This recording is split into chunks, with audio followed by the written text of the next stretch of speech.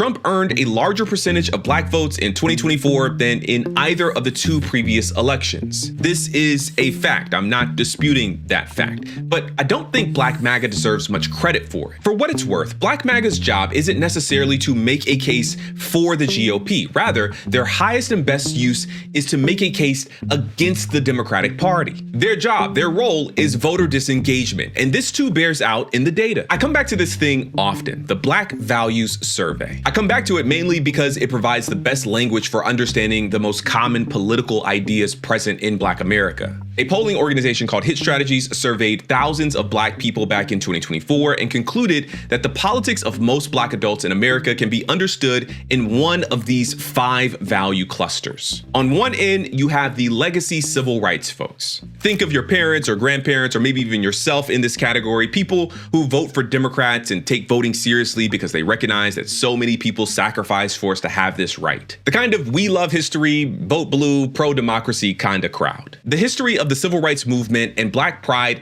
animate these voters. On the other end of the spectrum, you have the Black MAGA type, what they call the race-neutral conservative. These people put a low value on their racial identity and are largely put off by notions like racial justice. The I'm not Black, I'm OJ kind of person, you know what I mean?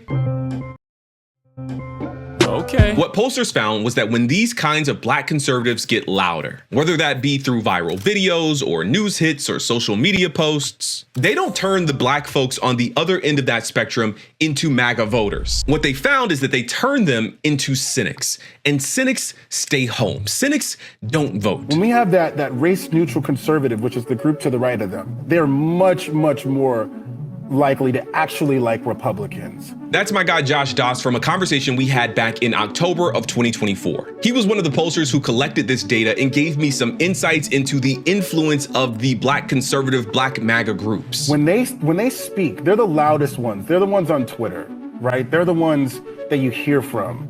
And when they speak, they don't create more race-neutral conservatives.